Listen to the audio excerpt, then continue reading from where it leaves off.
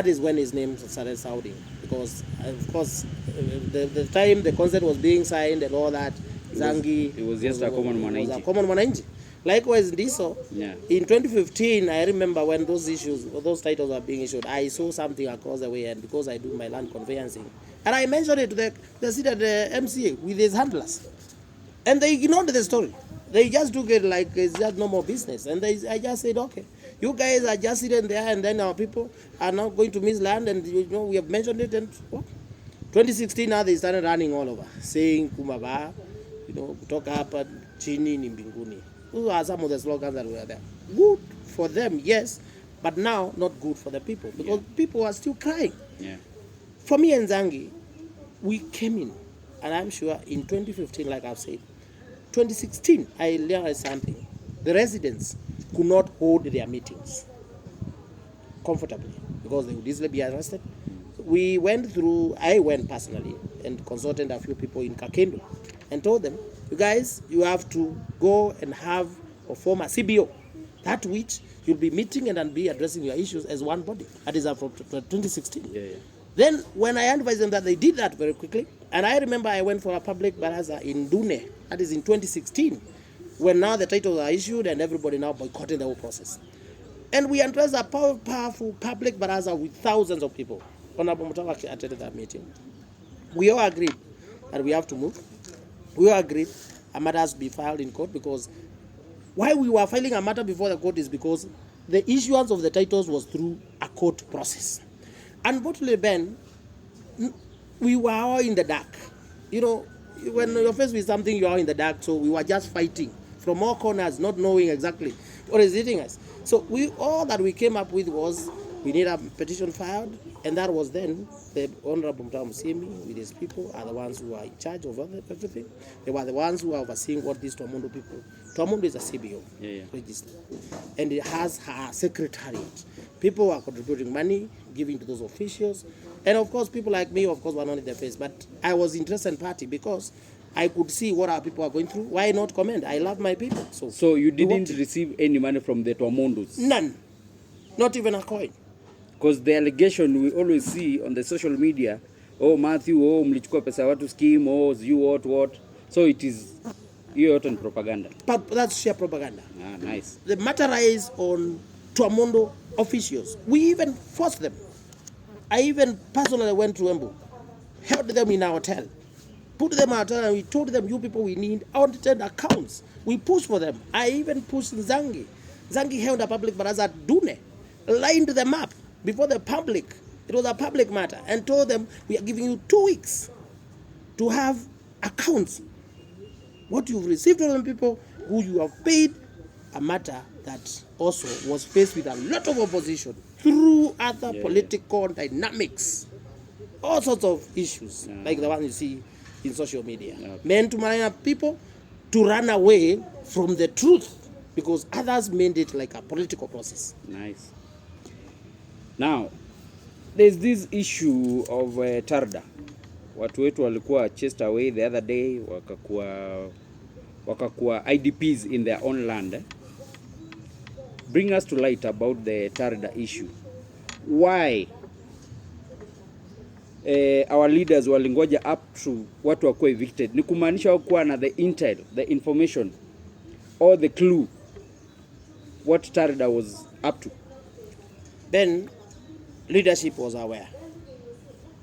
That's the MP and the MCO, or just the MP? MP was aware, the MCO was aware, and even not even now, the Honorable Mutawa was also aware on Tarda issue because he sat on it in 2014. Then, when things come, when you are the leader, you investigate. Actually, I've worked with Zangi along these things to get to know what was this that has been happening. When Zangi mentioned this in social media one time and public barazas, I could hear from other corners that Zangi is lying to the people.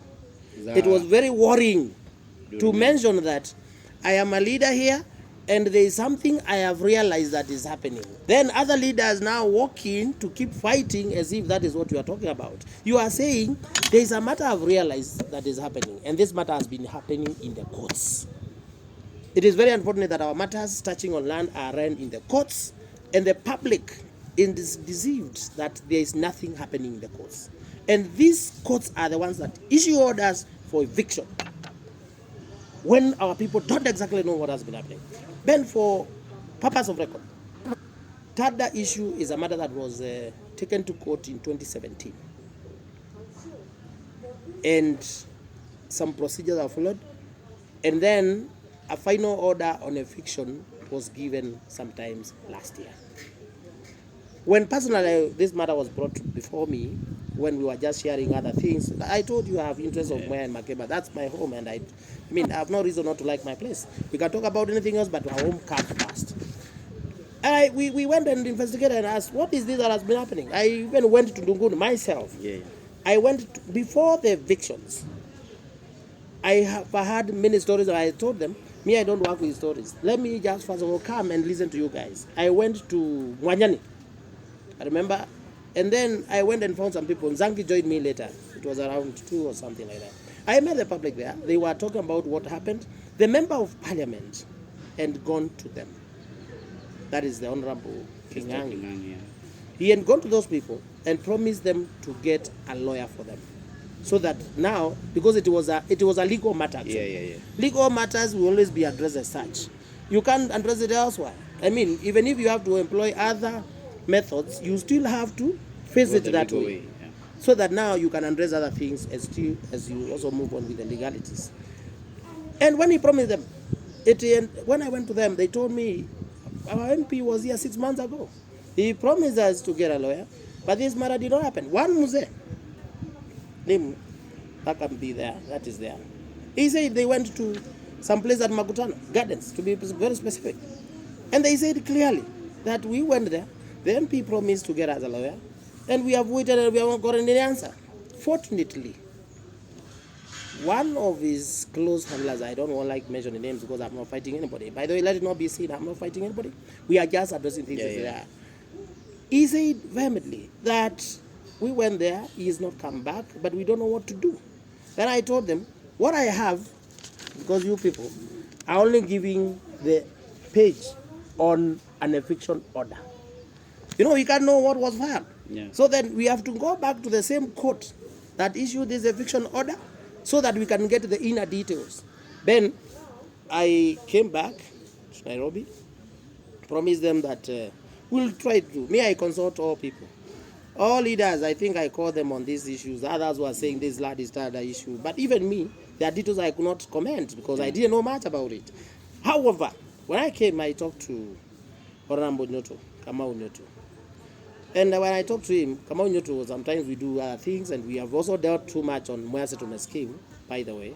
So I mentioned to him, Mheshimiwa, are you able to support these guys? Because I think what is happening, these people will be evicted anytime. Yeah. There's an eviction order, you don't know the plans. Honorable Zangi was also very keen on it, frantically running all over, telling public, and I remember, my late dad passed on around March, and in our burial of my dad, he mentioned it, and I remember. When he mentioned it, some other people were just saying Zangi is cheating people. It was not about cheating people. You are telling them there is a looming danger. Our people will be affected. It was not about scaring people. It was about the fact. But then, we went to court anyway. Bought those documents so that we can understand exactly what is this. You can't comment about something that you don't know. The facts beneath, we realized so many things were happening since 2013. Tarda got her title in 2012. After that, they started procedures, skewed meetings were being held at the chief office, Makema, on how they will chase away the people in Tarda Pavazo. These meetings, the way the minutes were such that it was some individuals I saw PA to Motaba used to attend those meetings. I'm not sure whether there is anybody in Tarda, Baba zones. PA to Mutava, that's Mr. Itumo. No, Itumo was somewhere. It was a gentleman from Keretire. But Itumo, of course, was a PA because so there was somebody. They were working hand in hand. Yeah. And what they did now was that they said, okay, this matter now, after the skewed meetings that they want to chase people, then Tarda used that evidence to file a matter in 2017, that which saw an eviction order. What we did, actually after we did that, I went to the people, I consulted on Rambojoto. He told me, no. It is not good to let people suffer. Let us just go help them. Let us place a matter for them so that we can save them. Truly speaking, we ran very fast because it was a big matter. We had to investigate what really happened, facts behind them, and we chose on Dr. Kamino to represent people on this. There is a right petition, which is petition 1B of 2021, arguing on matters TARDA. How it happened, we went, filed it. Actually, we cleared with the preparation of the matter on a Thursday, on a Friday, which was around 2. That is the day they came to evict the residents. However, many documents were written, letters and calls were done by Dr. Kamino himself. He actually called the RC Eastern, he called the county committee, he even had to send WhatsApp letters, evidence is there, to at least sit-in officers so that they can get to know there is something happening. The evictions happening there are not evictions without nature because they had taken only 27 people to court. What about the masses? They are demolishing everything, but the people who are taken to court were only 27. So TARDA was claiming only 27 people have gotten into their land. Yes, that's the position. But in real sense, there are more than 1,000 families. Oh, yes. Ah, nice. Then I also have a report on TARDA land way back in 1996. You know, I've done a lot of research on that TARDA issue. Yeah. I know TARDA even when I was young. 1978, I was still there. I know how the stories went on TARDA, how people moved from then. But for heaven's sake, does TARDA need 6 kilometers radius from the highest watermark? For heaven's sake. No. We know the law. The other day I was participating in public participation on survey and planning, which a bill that is almost getting enacted in Parliament. And we said, we have allowances for seas, for oceans, for lakes, for dams, for rivers, which do not go up to 6 kilometers. The fact that TARDA was given this land in 1981 does not mean they need all that land. All that they need is just land for buffer zone, which the buffer zone is well stipulated. It's 100 meters only. So it's like it's just an insinuation. Does it mean that TARDA had a bad motive with this land, either to sell it or to use the land or to lease it to cartels? Oh, Ben, like I've said, after having done my investigation, I found that in 2019, TARDA went ahead to advertise for bids. Bids, evidence is there, I have it, I'll send to you. Evidence is there. TARDA went ahead and said this land is theirs and they want to participate on the agenda on food what? Food security. Food security. And they went ahead and advertised for bids. Tenders were thrown out. November, the expression of interest was placed before the public. And in December, it was a very fast procedure. In December, that is 2019, they floated the bids. And now, 2020, they came running because now, you see, already they have won. Yeah. They are now pushing on the matter so that they can evict people, so that now they can now bring in new investors to now take over that land. Evidence to the effect is there. Kuna politicians who have a hand in this, because such things, TARDA is a parastatal. Might there be senior politicians or senior government people who has hand in this? Ukiona zinafanyika, Ben jua zinaendelea. There must be. Someone craving for the land. Just ask yourself a very simple question. Why keep quiet? That is the first question. Why keep quiet for the longest time ever? Yeah. All of a sudden, start acting. There must have been so many things happening. And these things were happening at the detriment of the people. These are some of the worst things that happened to our people. That our leadership is not there to address it as it is.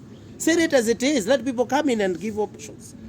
It had better be that people are called upon to come and ask for this matter and be told this, that there is this that was all done. Then, I forgot to tell you something. Through my research, I came across a document that was written in 1996 on an environmental impact assessment on Masingada. And they were saying, and they said it clearly, it was done by Ashcroft and Partners, funded by, they were paid by European Economic Commission. And they were saying that there is a lot that has not been done for the people living in the so-said Tada buffer zone. And this a lot was about there is no proper resettlement plan in place. Without that, how would you move ahead and process a title in 2012 and say you have your land when you have not also done what was said by the IDA, the chief donor of this project, that is Basinga Dam?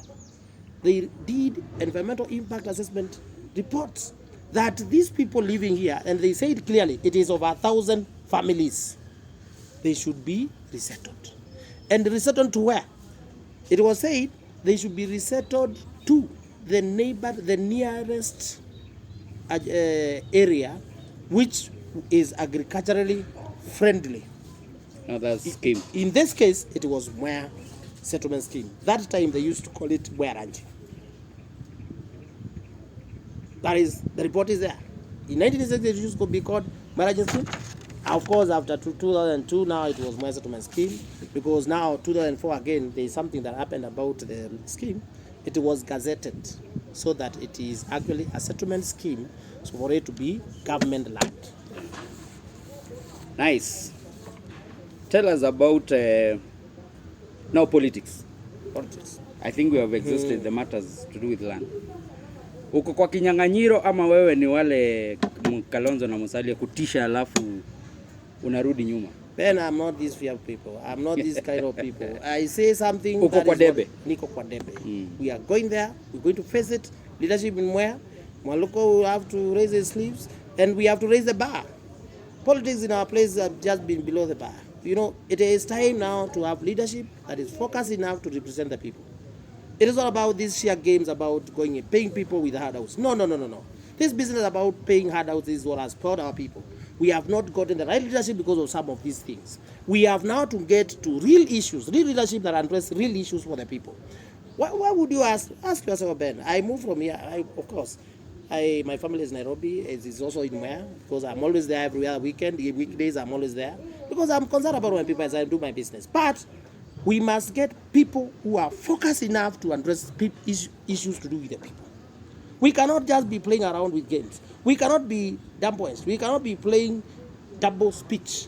That I go to an office, I do this, and then when I get out of that office, I tell my people, nyinyi mambo ni mzuri sana. Kaeni hapo tu nitakuja. Then the next minute, these people are chased away. One of the most emotive issues that have been happening, and that is why my name is mentioned. You know, it's good to be very open. Yeah. I touched on the most sensitive and emotive issues. The other leaders in our place don't like it. Because they say, ukishika hii utapakwa matope. Why? Ask yourself, hii matope inatoka wapi? Hii matope inatoka hapa. The leadership has been involved, and those who even want these seats are all involved. They don't want to touch it because they know at some level they played a role.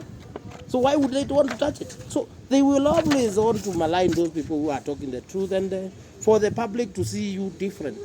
However, up to it, because we have to correct leadership for our place.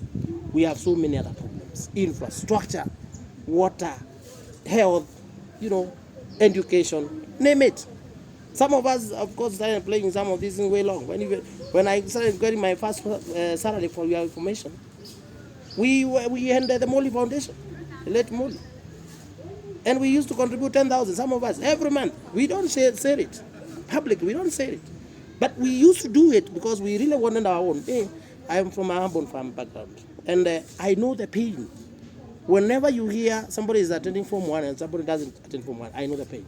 Through Molly, who organized us, some few of us, we used to contribute something small. Whatever it is that you have, doesn't matter.